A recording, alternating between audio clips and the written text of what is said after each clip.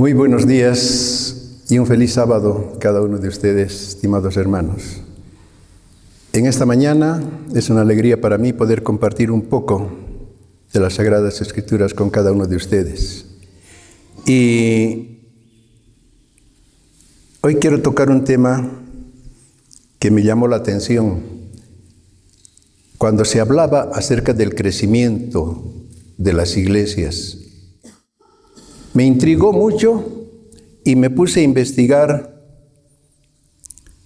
dónde se encuentran, en qué lugar de las estadísticas se encuentra la iglesia adventista. Y me puse a ver cuál es la religión más grande. Y aquí me muestra que el islamismo tiene 1.280 millones de miembros. Imagínense la cantidad, 1.280 millones de miembros. Y en segundo lugar va el catolicismo. ¿Cuántos millones? Son 1.005 millones de miembros. Después está el hinduismo con 820 millones. El budismo con 400 millones. La Iglesia Reformada, 75 millones. La Iglesia Bautista, 70 millones. Metodista, 70 millones. Los Testigos de Jehová, 14.8 millones. El judaísmo, 14.2 millones. Los mormones, 12.5 millones. Y los adventistas, al final, apenas somos 12 millones en el mundo entero.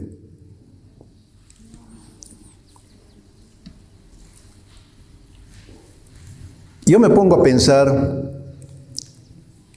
y digo, ¿por qué la iglesia adventista no puede crecer más como las otras denominaciones? ¿Saben por qué? Porque el Evangelio de Jesús nunca ha sido popular.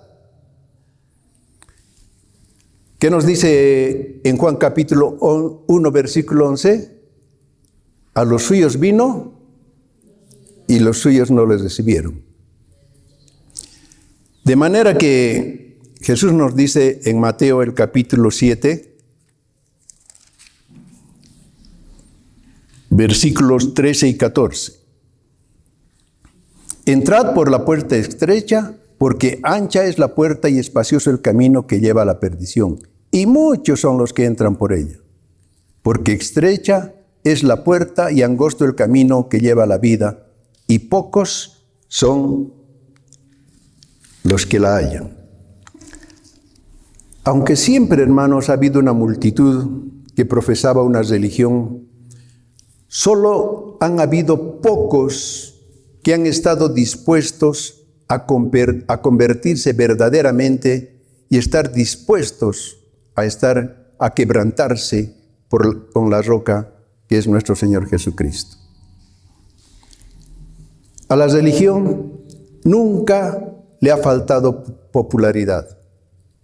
A través de la historia, la mayoría de la gente tenía una religión, hasta se sentían orgullosos de la religión que profesaban.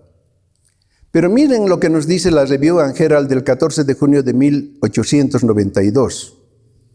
Dice lo siguiente: la religión que es elegante, que es popular en el mundo, no es la religión del manso y humilde Jesús.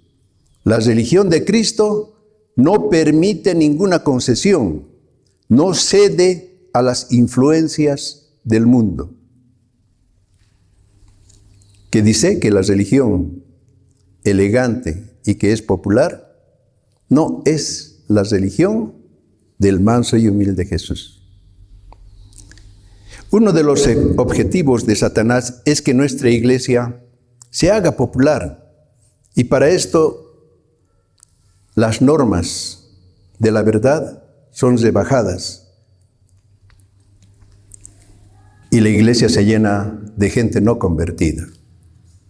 En Mensajes Selectos, tomo 2, en la página 181, dice: el enemigo se ha esforzado continuamente para introducir en la iglesia personas que dan su asentimiento a una buena parte de lo que constituye la verdad, pero no están convertidas. Los cristianos profesos que obran con falsedad en relación con sus creencias son canales mediante los que Satanás trabaja. Él puede utilizar a los miembros de iglesia que no están convertidos para promover sus propias ideas y retardar la obra de Dios. Su influencia siempre tiende hacia el mal. En el libro de Apocalipsis revela que Satanás ha tenido mucho éxito en debilitar a la iglesia a través de personas que profesan la religión, pero que no están convertidas. En Apocalipsis 13, versículos 14 en adelante nos dice, leamos solo desde el 16. Mas porque eres tibio y no frío ni caliente, te vomitaré de mi boca. Porque tú dices, yo soy rico y estoy enriquecido y no tengo necesidad de nada, y no conoces que tú eres un desventurado, miserable y pobre y ciego y desnudo. No hay una descripción más adecuada que esta para describir en la condición que se encuentra la iglesia. Estamos más resueltos en mantener un buen nombre mientras nosotros conservamos nuestro estilo de vida mundano.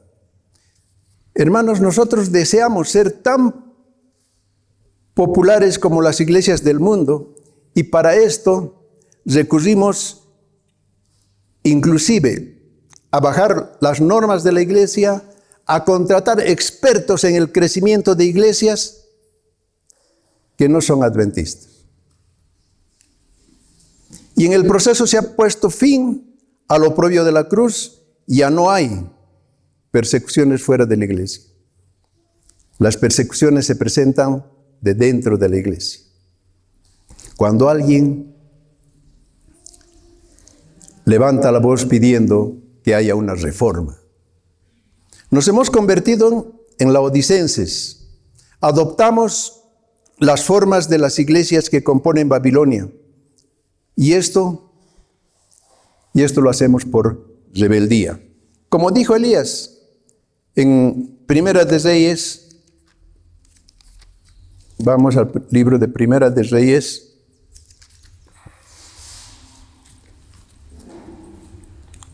capítulo 18, versículo 21.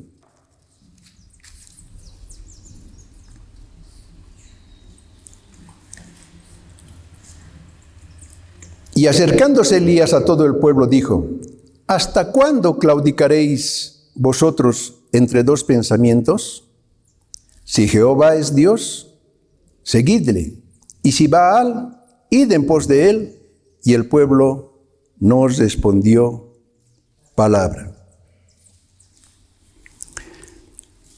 Nosotros debemos escoger, hermanos, entre tener una religión popular o aceptar el oprobio de la cruz. Para los que desean una religión popular, hay tres maneras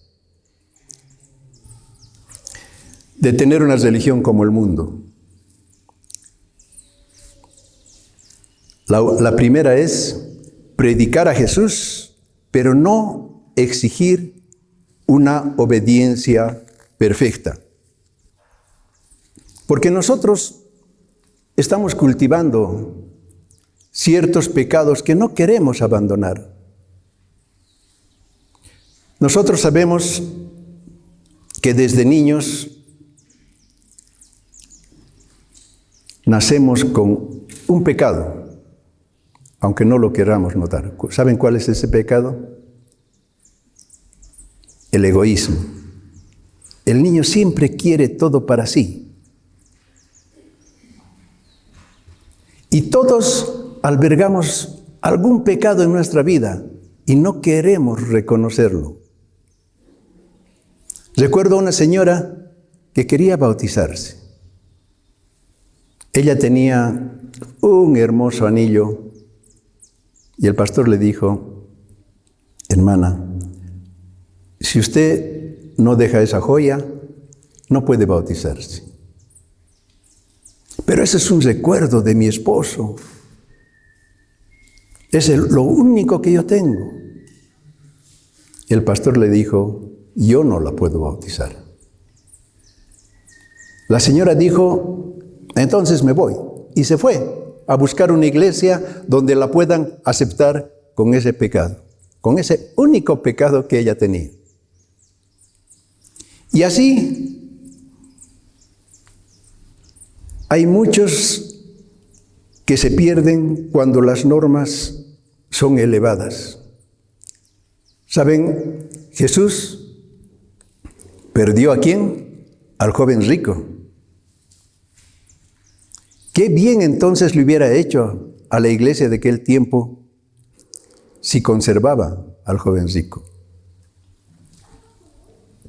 Él guardaba los mandamientos de Dios, aceptó a Jesús y lo hizo públicamente, mejor que Nicodemo, que él fue a buscarlo a Jesús de noche, a escondidas. Tenía bastante dinero y esto podía hacer que la iglesia de aquel tiempo progresara. Cuando Judas vio al joven rico, dice que él vio la oportunidad para que la iglesia crezca. Miren lo que dice el deseo de todas las gentes en la página 667. Cuando Jesús presentó al joven rico la condición del discipulado, Judas sintió desagrado, pensó que se había cometido un error. Si a los hombres como este joven príncipe podía relacionárselos con los creyentes, ayudarían a sostener la causa de Cristo. Si se lo hubiese recibido a él, Judas, como consejero, pensaba, podía haber sugerido muchos planes ventajosos para la pequeña iglesia. La verdad, hermanos, si Jesús hubiera escuchado a Judas, no habría perdido al joven rico, ni a la multitud de 5,000. Porque en Juan, en el libro de Juan, en el Evangelio según San Juan, el capítulo 6, versículo 66, dice lo siguiente. 6:66. Desde entonces, muchos de sus discípulos volvieron atrás y ya no andaban con él. Jesús parecía perder más discípulos de los que conservaba. Por alguna razón, hermanos, a Jesús no le habían enseñado los secretos del crecimiento de una iglesia. ¿Saben por qué? Porque sus normas eran demasiado elevadas. Numéricamente Jesús podía haber tenido más éxito y nosotros también podemos tener más éxito si nosotros no estuviéramos preocupados en la obediencia. Podemos decir, no importa si todavía tienes este pecado o este pequeño desliz, el único problema es que aún mientras exista, dice, un punto que no se ha rendido al Señor, Satanás tiene el control de su vida. Y en Camino a Cristo, en la página 43 dice: Dios quiere sanarnos y libertarnos, pero puesto que esto demanda una transformación completa y la renovación de toda nuestra naturaleza, debemos entregarnos a Él enteramente. No somos hijos de Dios a menos que lo seamos enteramente. No hay medias tintas. O somos o no somos. Y en la página 34 dice: un solo rasgo malo de carácter Un solo deseo pecaminoso, acariciado persistentemente, neutralizan a veces todo el poder del Evangelio. Toda indulgencia pecaminosa fortalece la aversión del alma hacia Dios. El pecado, hermanos, es como el cáncer. O lo erradicamos o se nos hace una metástasis en todo el cuerpo y nos lleva a la muerte.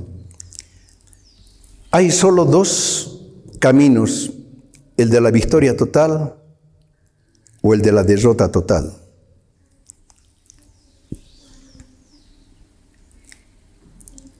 Yo en alguna oportunidad dije que nuestra mente es igual que una computadora. Nosotros permitimos que la programe o Dios o Satanás. No hay otra persona. Depende a quién nosotros entreguemos nuestra voluntad. Y todo, ¿saben? Para ir en camino hacia el mal, es solamente dar un paso en falso. El siguiente paso va a ser mucho más fácil. En Testimonios, en la tomo 2, página 287, dice lo siguiente: después de cada paso de avance en el camino hacia abajo, Satanás tiene alguna tentación especial para guiar a los profesos cristianos aún más adelante en la senda equivocada. Nosotros necesitamos dar solamente un paso hacia abajo y el siguiente paso será más interesante, hacia la perdición. El problema es que nosotros no sabemos, hermanos, cuándo hemos sido derrotados por el pecado. El pecado ciega la percepción. ¿Ustedes han entrado alguna vez a un lugar nauseabundo? ¿Donde hay mal olor? ¿Qué pasa? Cuando apenas entran, hay un choque, ¿no? El olor. ¿Qué pasa cuando permanecen en el mismo lugar?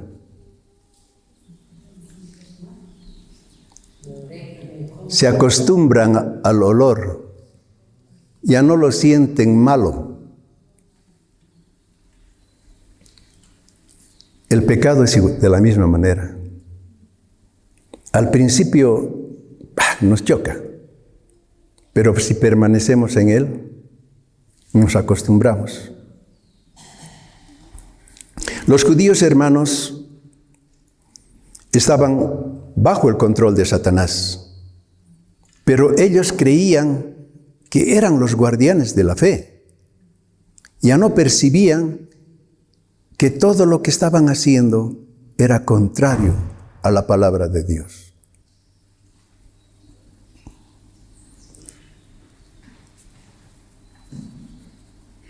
Mente, carácter y personalidad, tomo 1, página 320, dice: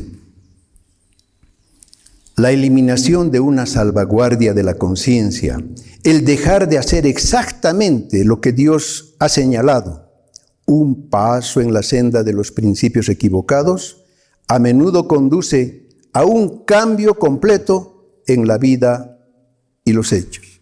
Un solo paso hace que nos conduzca a la derrota total. O sea que, hermanos, predicar a Jesús y no predicar la obediencia es uno de los puntos para que nosotros podamos tener una iglesia popular. Pero hay un segundo punto.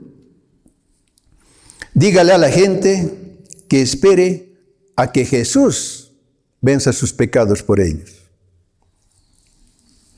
Si no puede engañarnos para que creamos que podamos ser salvos mientras conservamos ese pecado, nosotros debemos predicar la obediencia perfecta, la santificación, pero debemos decirle a la gente que Jesús efectuará la perfección por ellos.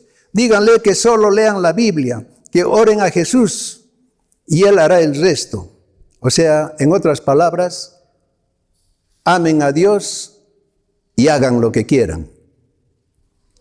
Esta es la más engañosa filosofía. Recuerden, hermanos, mejor dicho, recuerdo a una persona con el hábito de tomar Coca-Cola. Él sabía que esto era malo y le recordamos nosotros diciendo, ¿por qué compras Coca-Cola sabiendo que es malo? ¿Y saben qué contestó? Él decía, estoy esperando que Dios me quite ese pecado. Pero sin embargo, él seguía comprando Coca-Cola. Es cierto que nosotros no tenemos ningún poder para vencer el pecado, pero Dios nos ha dicho que con su poder saquemos el pecado de nuestras vidas. El deseo de todas las gentes en la página 432 dice, en la obra de la redención no hay compulsión, no se emplea ninguna fuerza exterior bajo la influencia del Espíritu de Dios. El hombre está libre para elegir a quién ha de servir. En el cambio que se produce cuando el alma se entrega a Cristo, hay la más completa sensación de libertad. La expulsión del pecado es la obra del alma misma.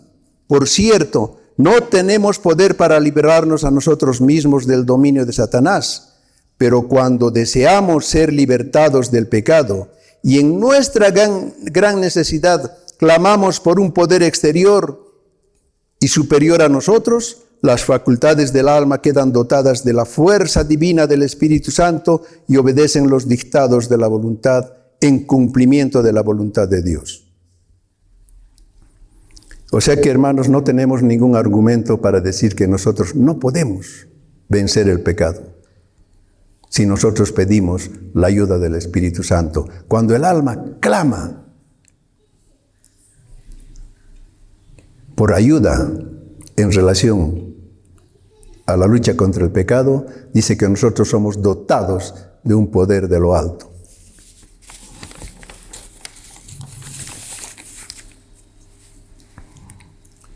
Cuando Judas se acercó a Jesús, pensó que si solamente se asociaba con él, todos sus rasgos pecaminosos de carácter serían borrados.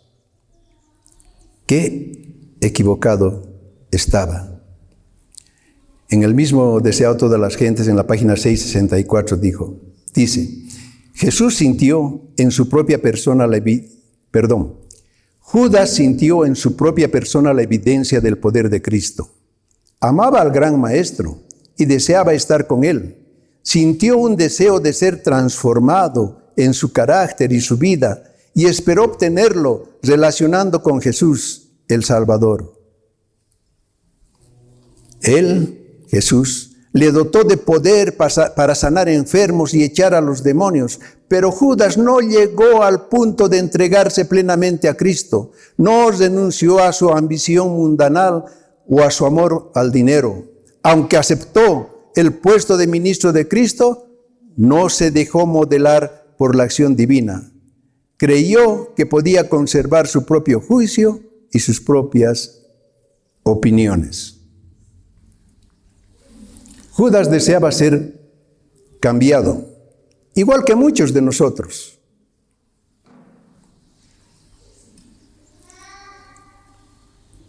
Pero a veces cometemos el error de solamente orar y leer la Biblia y nada más. Solo esto no es suficiente. Orar y leer la Biblia no es suficiente.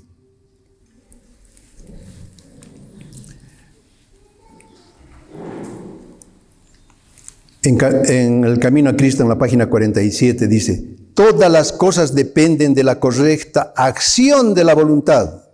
Dios ha dado a los hombres el poder de elegir. Depende de ellos ejercerlo, desear ser bondadosos y santos.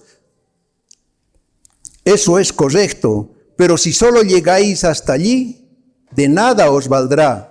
Muchos se perderán esperando y deseando ser cristianos. No llegan al punto de dar su voluntad a Dios. No eligen ser cristianos ahora. O sea que no solamente es cuestión de desear. Tiene que haber acción. En el Review and Herald del 24 de enero dice, hay una obra que el hombre debe hacer para vencer el pecado y que Dios no puede hacer por él. Dios le dio a Sansón fortaleza sobrehumana, pero él tuvo que ejercitar cada onza de su propia energía para levantar las puertas de la ciudad. Él no tenía poder para hacerlo por sí mismo, pero tampoco podía simplemente arrodillarse junto a sus puertas y esperar que éstas se movieran. Tuvo que usar el poder que Dios le había dado. Y nosotros también debemos hacer el esfuerzo de expulsar el pecado del alma. Debe haber un esfuerzo sincero por vencer mediante la gracia que Dios nos da libremente. Esto es un bonito ejemplo. Si Sansón se hubiera quedado junto a las puertas, arrodillado y pidiendo a Dios que Él quite las puertas de la ciudad, ¿podía haberlo hecho Dios o no? Podía haberlo hecho, pero Dios quiere que nosotros participemos con todas las facultades que Él nos ha dotado a cada uno de nosotros. A Sansón le había dotado de una fuerza sobrehumana. Y Sansón, él tenía que hacer uso de lo que Dios le dotó para quitar esas puertas y llevarlos allá a la montaña.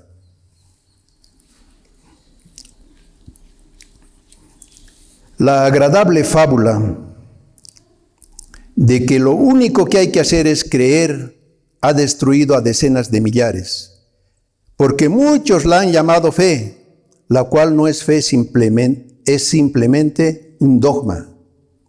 El hombre es un ser inteligente y responsable.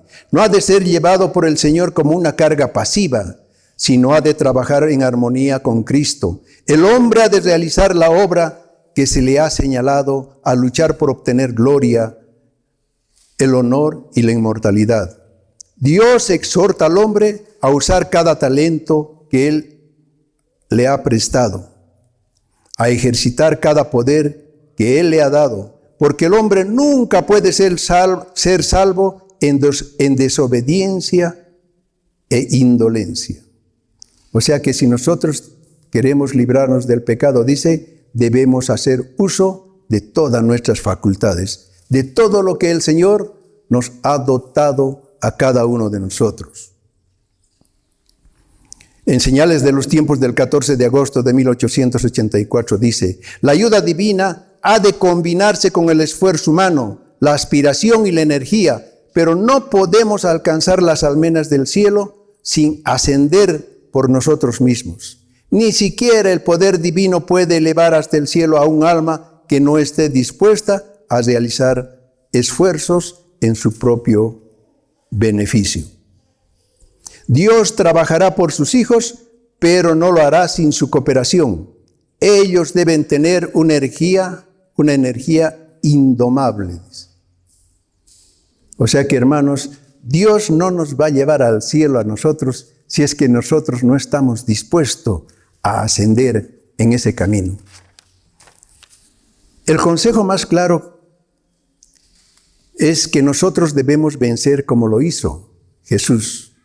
Primero, uniendo nuestra debilidad con su fortaleza, nuestra fragilidad con su omnipotencia.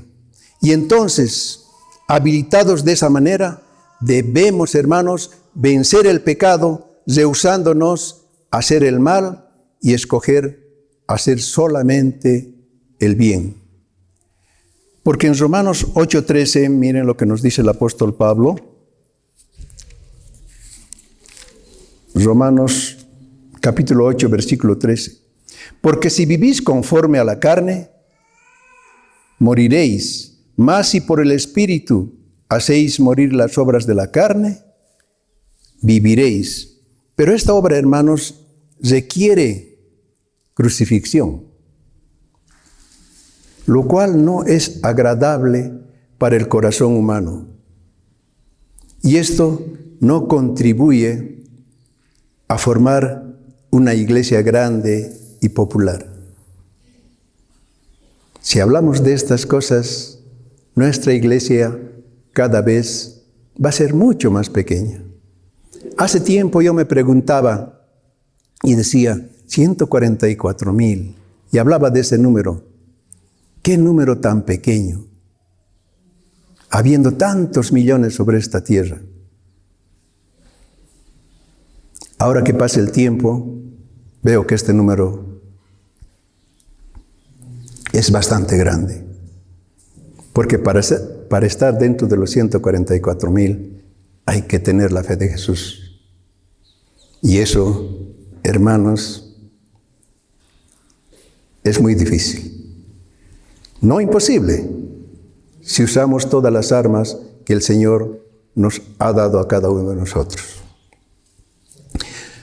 O sea que como primer punto hemos dicho que para tener una iglesia popular, ¿qué es lo que debemos hacer? Predicar a Jesús y no predicar obediencia. Y en segundo lugar, ¿cuál era? Decirle a la gente que espere a que Jesús le haga todos los cambios en su vida. Y en tercer lugar, ¿saben cuál es? Nosotros adoramos el sistema. En épocas pasadas, los hombres adoraban al sol, la luna, las estrellas, o sea, las obras de la creación. En tiempos del Nuevo Testamento, Satanás ha encontrado algo nuevo. ¿Y saben qué es? Aunque les parezca mentira, lo que Satanás ha encontrado en este tiempo es la iglesia.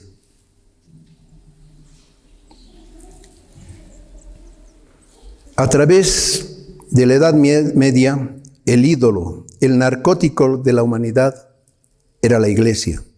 La gente miraba a la iglesia para la interpretación de las Escrituras, para llenar el vacío que existía en el corazón de los hombres.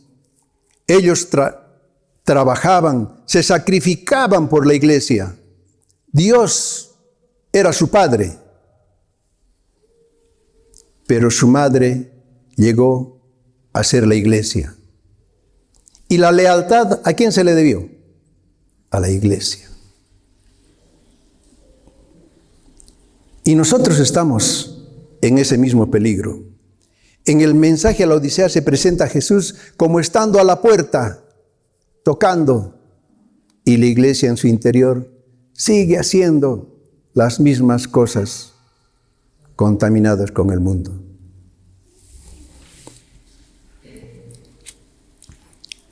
¿Necesitamos a la iglesia? Sí. Pero como necesitamos la luna, el sol, las estrellas, pero la iglesia nunca debe tomar el lugar de Dios.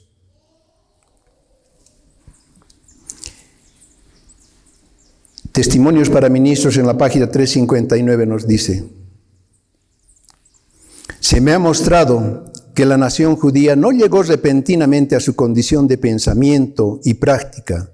De generación en generación estaban actuando a base de falsas teorías, llevando a cabo principios opuestos a la verdad y combinando con su religión pensamientos y planes que eran producto de mentes humanas. Las invenciones humanas eran hechas supremas. No se adopte, dice, ningún plan en ninguna de nuestras instituciones que ate la mente o el talento al control del juicio humano, porque esto no está de acuerdo con el plan de Dios. El poder despótico que se ha desarrollado como si la posición hubiera convertido a los hombres en dioses me hace temer y debe producir temor. Es una maldición donde quiera se lo ejerza y quien quiera que lo ponga en práctica. No hemos de vender nuestra mayordomía. Nosotros, hermanos, corremos ese gran peligro. Hemos puesto nuestra responsabilidad, nuestra salvación en manos de hombres. en manos de nuestros líderes. Y eso no está bien. Nosotros tenemos que poner nuestra salvación solamente en las manos de Dios.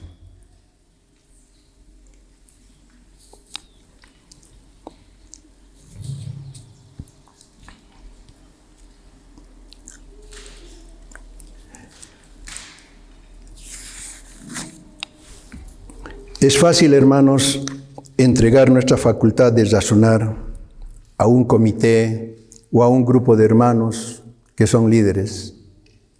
Es fácil, es muy cómodo, podemos decir.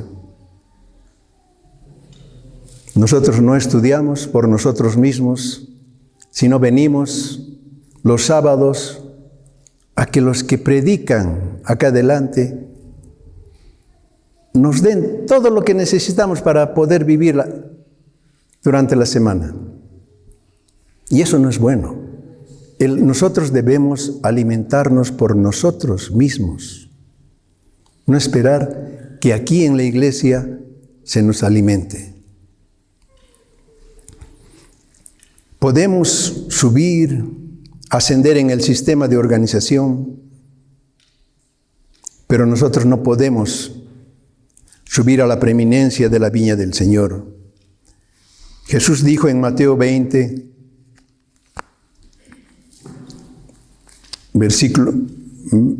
en el Evangelio según San Mateo, el capítulo 20, versículos 27 y 28. El que quiera ser el primero entre vosotros, sea vuestro servidor, así como el Hijo del Hombre no vino para ser servido, sino para servir y para dar su vida en rescate por muchos. Dios, hermanos, nos ha ordenado que nos organicemos. Dios no está guiando o conduciendo elementos discordantes hacia su reino, sino está conduciendo un ejército bien disciplinado. Pero cuando prestamos nuestra lealtad al ejército en vez de al rey, esta organización se convierte en una maldición. Nuestra lealtad, ¿a quién debe ser dado? A Él primera y únicamente. Nunca a los seres humanos. Y para terminar, hermanos, la organización durante el Nuevo Testamento se mantuvo muy sencilla, unida por lazos de amor hacia Dios y humildad de servicio a la humanidad. Todos eran de siervos de aquel que había dado su vida por ellos. Ahora quiero preguntarles, ¿quieren tener una iglesia popular? ¿Quieren tener una iglesia llena? Donde se rebajen las normas.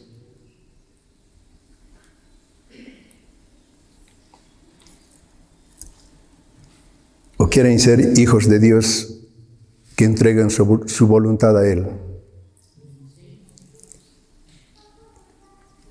Y permitir que Él, solamente Él, sea el que conduzca nuestras vidas hacia la patria celestial. Que Dios los bendiga, hermanos, en esta mañana. Y que Él nos ayude mediante su Santo Espíritu a lograr el cometido de llegar al cielo por su gracia. Que Dios los bendiga.